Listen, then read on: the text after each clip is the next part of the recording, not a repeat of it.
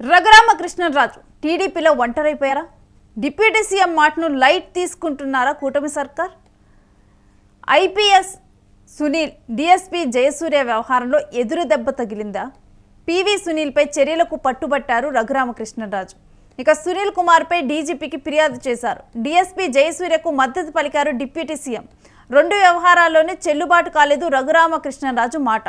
DSP జయసూర్యను బదిలీ చేసింది కూటమి ప్రభుత్వం. సోషల్ మీడియాలో రఘురామపై పోస్టులు పెడుతున్నారు పివి సునీల్. ఇక బ్యాంకులకు రుణాల ఎగవేతపై వరుస కౌంటర్లు పడుతూ ఉన్నాయి. రఘురామకు అనుకూలంగా నోరు మెదపటం లేదు టీడీపీ నేతలు. ఇన్ని పరిణామాలు చోటు చేసుకుంటున్నా కానీ దీంతోనే రఘురామకృష్ణరాజుని లైట్ తీసుకుంటున్న కూటమి సర్కార్ డిప్యూటీ సీఎం మాటలు విని అంటూ కూడా ఇప్పుడైతే దీనికి సంబంధించిన వార్తలు అయితే చక్కర్లు కొడుతున్నాయి. కాబట్టి ఇర్రెస్పాన్సిబుల్గా మాట్లాడకండి. ఆయన నేరం చేయలేదు, దానివల్ల ఎవరికి నష్టం లేదు, అట్లాంటి మాటలు మాట్లాడకండి. నేరం చేయకపోతే సిబిఐ ఎందుకు కేసు కొడుతుంది? సరే, సిబిఐ కేసు రిజిస్టర్ చేసింది. చేసిన తర్వాత ఈయన సుప్రీంకోర్టుకు వెళ్ళి స్టే తెచ్చుకున్నారు. ఆ స్టే వల్ల ఇన్ని రోజులు అరెస్ట్ కాకుండా ఆగాడు ఆయన. మొన్న 2 రోజుల క్రితం మీరు అన్ని న్యూస్ పేపర్స్లో చూసుంటారు, ఆ స్టేని గౌరవ సుప్రీంకోర్టు వారు ఎత్తేయడం జరిగింది. అంటే రఘురామకృష్ణరాజు గారి అరెస్ట్కి క్లియరెన్స్ ఇచ్చింది సుప్రీంకోర్టు. ఇవాళ రేపు ఆయన అరెస్ట్ కాక తప్పదు. ఎందుకంటే అదేమో చిన్న నేరం కాదండి. 945 కోట్లు కొట్టేస్తే బ్యాంకుల నుంచి అరెస్ట్ చేయకుండా ఉంటారా? ఇదొకటే కాదు, ఇంకా ఈయన మీద నమోదు కావలసినటువంటి అనేక కేసులు ఉన్నాయి. అవి వివిధ దశల్లో ఉన్నాయి. వాటి తాలూకు డాక్యుమెంట్లు కూడా నా దగ్గర ఉన్నాయి. అవి ఇచ్చింది కూడా రఘురామకృష్ణరాజు గారి సన్నిహితులే నాకు ఇచ్చారు.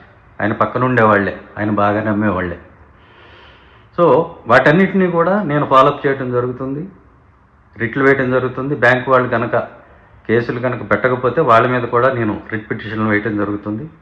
ఈ దర్యాప్తు సజావుగా జరుగుతుందా లేదా అనేది కూడా నేను చూస్తూ ఉంటాను.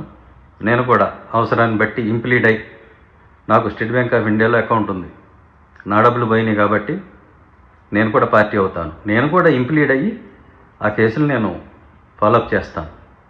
సో ఇక్కడ విషయం ఏంటంటే, క్లుప్తంగా ఈయన వ్యక్తిగత హోదాలో రఘురామకృష్ణరాజు అనేటువంటి వ్యక్తి ఐపీసీ 420 సెక్షన్ కింద అరెస్ట్ అయితే అది వ్యక్తిగా ఆయనకు సంబంధించిన విషయం అవుతుంది. కానీ ఇప్పుడు ఈయన గౌరవనీయమైనటువంటి ఒక ఉపసభాపతి పొజిషన్లో ఉన్నారు. మరి వాళ్ళందరూ కూడా చూస్తూ ఉంటారు కదా రాష్ట్రంలో ఏం జరుగుతుందనేది. మరి రాష్ట్రంలో ఇంత పెద్ద ఆర్థిక నేరగాడు ఒక కీలకమైన స్థానంలో ఉపసభాపతిగా ఉన్నాడు, సిబిఐని అరెస్ట్ చేసింది అని అంటే వాళ్ళకి ఎలాంటి ఇంప్రెషన్ వస్తుంది? దయచేసి ఆలోచించండి. ఇందులో నాకు వ్యక్తిగతమైన కోపం ఏమీ లేదు, ఒక రాష్ట్ర పౌరుడిగా మాట్లాడుతున్నా. సో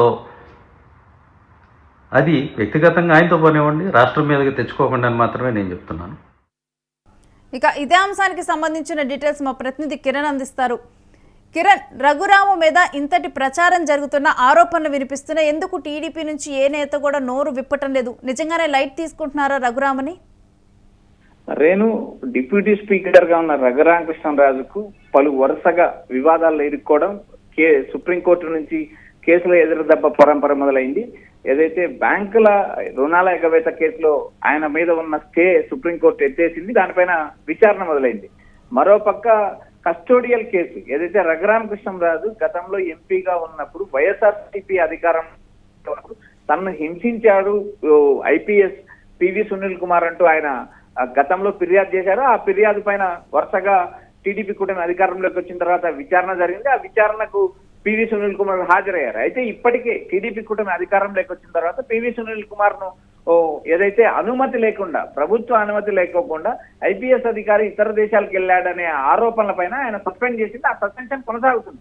ఇదే నేపథ్యంలో ఏదైతే రఘురామకృష్ణరాజు తనను హింసించాడంటూ ఏదైతే ప్రభుత్వానికి ఫిర్యాదు చేయడం, వెంటనే చర్యలు తీసుకోవడం, సస్పెన్షన్ ను మరింత పొడిగించడం, ఆయన్ను రీసెంట్ గా కూడా విచారణకు పిలిచారు, విచారణకు హాజరయ్యారు.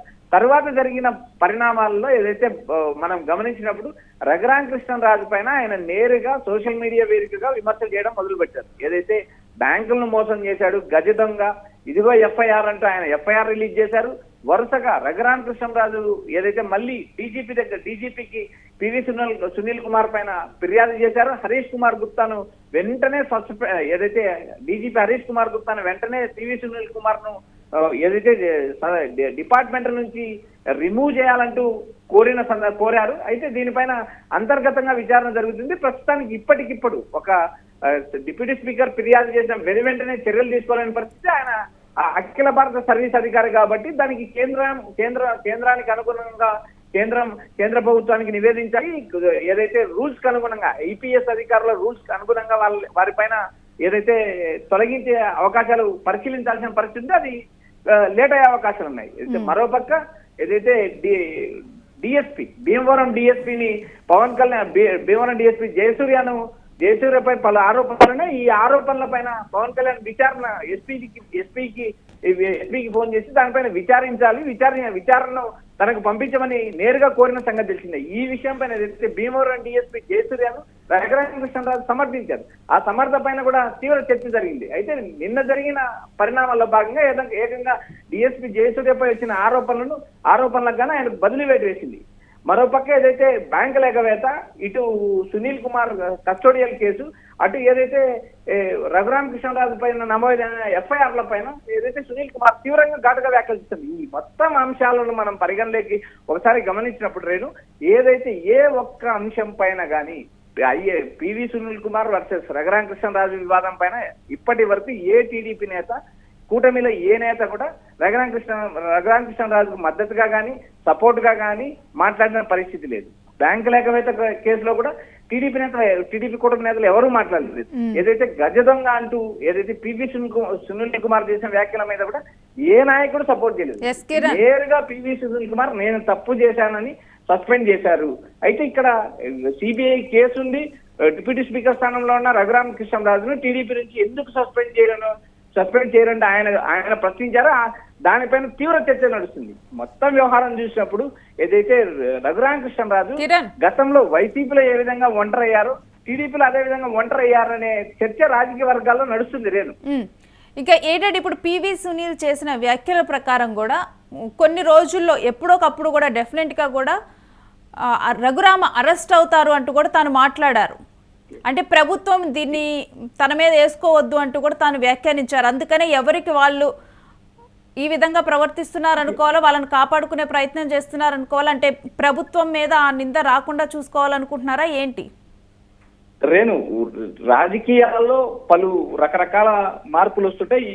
ప్రభుత్వము తనకు చెడ్డ పేరు వస్తుంది అన్నప్పుడు అంత తేలిగ్గా ఏ నాయకుడిని కూడా సమర్థించుకుంటా పోదు. అందులో సీఎం చంద్రబాబు నాయుడు కొంచెం కఠినంగా ఉంటాడు ఇలాంటి వ్యవహారాల్లో. అది గతంలో కూడా చూసిన పరిస్థితి. అయితే ఏదైతే పివి సునీల్ కుమార్ చేసిన ఆరోపణలలో వాస్తవం ఉంది అనే చర్చ టీడీపీ నేతల్లో జరుగుతుంది. ఎందుకంటే నేరుగా బ్యాంకుల దగ్గర నుంచి తీసుకున్న రుణాన్ని మరో బ్యాంకులో తీసుకొని ఒక సంస్థను స్థాపించి దాన్ని మళ్ళీ తనఖా పెట్టి ఈ రుణాలు తీసుకున్నారు. ఈ రుణాలను వేరే వారి పేరు పైన ట్రాన్స్ఫర్ చేశారు. ఇక్కడ మనీ లాండరింగ్ జరిగింది అంటూ పివి సునీల్ కుమార్ చేసిన ఆరోపణల పైన టీడీపీ నేతలు ఎవరు ఖండించలేదు. ఎందుకంటే నేను తప్పు చేశాను, నేను ఇతర దేశాలకు వెళ్ళినప్పుడు ప్రభుత్వానికి సమాచారం ఇవ్వలేదు అనే ఆరోపణ పైన పివి సునీల్ కుమార్ అని నన్ను సస్పెండ్ చేశారు. అయితే ఇప్పుడు ఏకంగా ఇన్ని వందల కోట్లు మోసం చేసిన రఘురామకృష్ణరాజు టీడీపీ ఎందుకు సస్పెండ్ చేయలేదు అంటూ ఆయన నేరుగా సోషల్ మీడియా, ఇటు ట్విట్టర్, ఫేస్బుక్ ద్వారా ప్రశ్నించడంతో ఇది రాజకీయ వర్గాల్లో ఒక చర్చ నడుస్తుంది, ప్రజల్లో కూడా చర్చ నడుస్తుంది. తప్పు చేసినప్పుడు ఎవరికైనా శిక్ష ఒకటే, శిక్ష అందరూ అనుభవించాలి.